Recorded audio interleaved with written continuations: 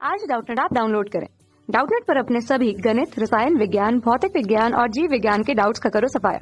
बस प्रश्न की फोटो खींचो, एक ही प्रश्न को क्रॉप करो और तुरंत वीडियो सोल्यूशन पाओ। अभी डाउनलोड करें। हेलो स्टूडेंट्स, क्वेश्चन पूछा गया है हमसे कि संपर्क विधि द्वारा सल्फ्यूरिक अम्ल के निर्माण का हमें सचित्र वर्णन करना है और जो रासायनिक समीकरण होती है उनको भी हमें बताना है और निम्न के साथ इसकी जो रासायनिक अभिक्रिया होती है उसका समीकरण भी हमें लिखना है।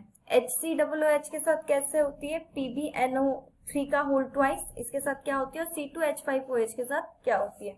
ठीक है, तो चलिए देखते हैं। तो देखिए, सबसे पहले हम देखते हैं कि H2SO4 की विधि।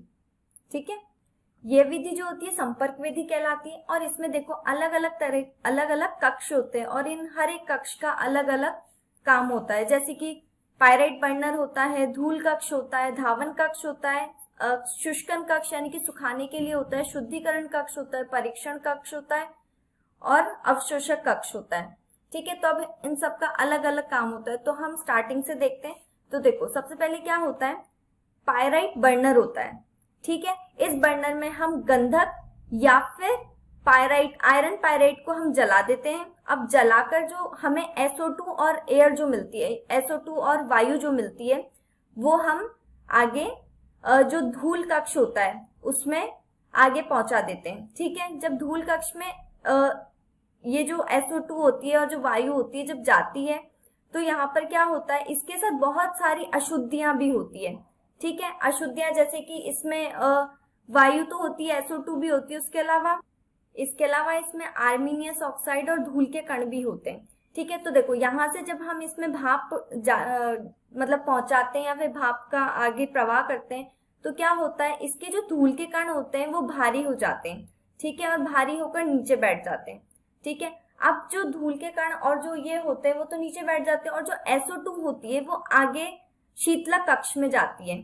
शीतलक कक्ष क्या काम करता है, शीतल यानी कि ठंडा करने का काम करता है। ठीक है, ये जो होते हैं इसके जो पाइप होते हैं वो लेड के बने हुए होते हैं और ये कितना तक कम कर देता है, कितने तक ठंडा कर देता है, 100 डिग्री सेल्सियस तक ये SO2 को ठंडा कर देता है। अब SO2 जाता है धावन कक्ष में। धावन कक्ष में देखो ये कंटिन्यूस जल की बारिश होती रहती है यहाँ पर। ठीक है, अब इसमें क्या होता है, जो SO2 होता है इसमें जो बाकी जो अशुद्धियां और जो धूल के कण होते हैं वो क्या होते हैं, वो पानी मतलब जो बारिश जल की जो बौछार होती रहती है उससे गीले होकर वही नीचे बैठ जाते हैं और धुल जाते हैं। ठीक है, धुलने के बाद जो शुद्ध SO2 जो होती है हमारी वो जाती है हमारी शुष्कन कक्ष में यानी कि सूखने के लिए। तो जब H2SO4 यानी कि जो सांद्र H2SO4 है यानी कि सांद्र जो सल्फ्यूरिक अम्ल इसकी बारिश होती रहती है यहाँ पर, तो SO2 के साथ ये मिलकर जो सांद्र सल्फ्यूरिक अम्ल है वो SO2 यानी कि सल्फर डाइऑक्साइड के साथ मिलकर इसमें क्या करती है, सोख लेती है। यानी कि जो गैसीय जो मिश्रण होते हैं ना, इसमें गैसीय मिश्रण, तो उसको क्या करती है, सुखा देती है। ठीक है, तो बची हुई जो SO2 है यानी कि जो शुद्ध और शुष्क SO2 है जो हमें यहाँ पर मिलती है, तो वो क्या होती है, वो यहाँ से होती हुई दोबारा शुद्धिकारक जो कक्ष होता है इसमें आती है। इसमें क्या होता है, देखो ये FeOH का होल थ्राइस यानी कि जो FeOH का होल थ्राइस ये उत्प्रेरक के रूप में यूज होता है। ठीक है, जब इसकी उत्प्रेरक के रूप में यूज होता है और जब SO2 इसमें आती है तो क्या होता है, ये शुद्धिकारक कक्ष होता है, तो शुद्धिकरण होता है, तो आर्सेनिक की जितनी भी जो अशुद्धियां होती है ना वो ये उत्प्रेरक अवशोषित कर लेता है। ठीक है, तो फिर उसके बाद और जो हमें शुद्ध SO2 मिलती है तो वो आगे जाती है। अब देखो आगे जाके जब SO2 जो होती है ये यहाँ पर जाएगी, ये होता है परीक्षण कक्ष। यहाँ पर क्या होता है, साइड से जो होता है लाइट की किरणें दी जाती है, तो उससे क्या होता है, यहाँ पर जो धूल के कण होते हैं वो चमकने लग जाते हैं और हमें पता चल जाता है कि धूल के कण अलग हो चुके हैं यानी कि शुद्ध जो SO2 है वो अलग हो चुकी है। अब शुद्ध SO2 जब इसमें जाती है ये होता है हमारा संपर्क कक्ष। ये देखो ये हमारा संपर्क कक्ष होता है और यहाँ पर क्या होता है, संपर्क कक्ष में V2O5 ये होता है, उत्प्रेरक होता है। इसकी उपस्थिति में क्या करवाया जाता है, ऑक्सीकरण करवाया जाता है। ठीक है, ये देखो इसकी जो समीकरण है वो ये है।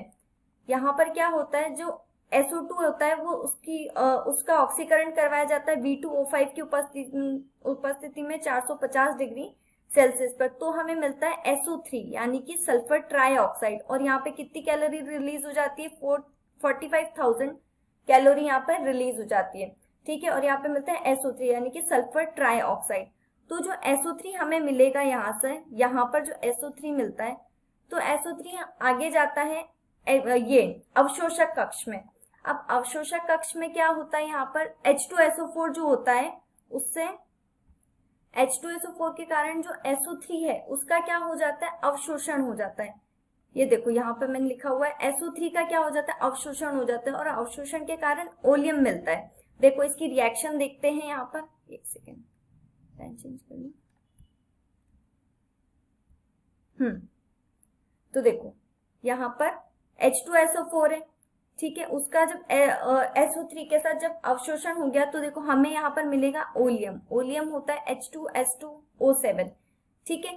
यहाँ पर ओलियम मिल गया। अब लास्ट स्टेज होती है ओलियम मिलने के बाद क्या होता है? H2S2O7 की जब हम H2O यानी कि पानी से रिएक्शन करवाते हैं तो हमें 2H2SO4 यानी कि सांद्र सल्फ्यूरिक अम्ल, यानी कि हमें सल्फ्यूरिक अम्ल ही तो चाहिए था, H2SO4 जो कि हमें मिल जाता है। ये इसकी विधि होती है, ठीक है। अब हम आगे देखते हैं इसकी क्रिया। देखो अब क्वेश्चन में हमें बोला गया है कि HCOOH से हमें अभिक्रिया करवानी है। तो चलो इसकी समीकरण देखते हैं। देखो जब हम HCOOH को बोलते हैं फॉर्मिक अम्ल, जब हम उसकी H2SO4 के साथ क्रिया करवाते हैं तो हम इसको जब गर्म करते हैं तो देखो हमें प्राप्त होता है CO जो कि गैस होती है, और H2 और H2SO4 भी हमें यहाँ पर कुछ मात्रा में निकलता है। अब क्या होता है? जो फॉर्मिक अम्ल है वो CO में बदल जाता है, यानी कि फॉर्मिक अम्ल का क्या होता है? निर्जलीकरण हो जाता है, यानी कि निर्जलीकृत हो जाता है CO में, ठीक है। तो क्या मिलता है हमें? CO मिलता है गैस के रूप में, ठीक है। दूसरा हमसे बोला गया है, देखो दूसरा बोला है हमें लेड नाइट्रेट के साथ H2SO4 की क्रिया करवानी है। लेड नाइट्रेट यानी कि PbNO3 का होल ट्वाइस। तो जब लेड नाइट्रेट की H2SO4 के साथ क्रिया करवाते तो हमें मिलता है लेड सल्फेट जो होता है PbSO4, ये सॉलिड स्टेट में होता है, और दूसरा हमें मिलता है सह उत्पाद के रूप में HNO3, ठीक है।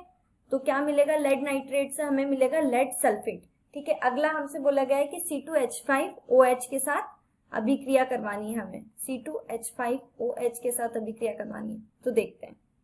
देखो अब C2H5OH जो है ये होता है एथिल अल्कोहल। जब इसकी H2SO4 की उपस्थिति में 160 डिग्री सेल्सियस पर इसको गर्म किया जाता है और इसकी अभिक्रिया कराई जाती है तो हमें मिलता है एथिलीन यानी कि C2H4, यानी कि इसका एथिल अल्कोहल का क्या हो जाता है? निर्जलीकरण हो जाता है एथिलीन में, और हमें H2O यानी कि जो जल का अणु है वो अलग से मिलता है, यानी कि वो निकल जाता है, ठीक है। तो आई होप आपको समझ आया होगा। Thank you. कक्षा 6 से 12वीं से लेकर नीट, IIT, JEE वो एडवांस के लेवल तक 1 करोड़ से ज्यादा छात्रों का भरोसा। आज ही डाउनलोड करें डाउटनेट ऐप या व्हाट्सएप करें अपने सारे डाउट्स 8400 400 400 पर।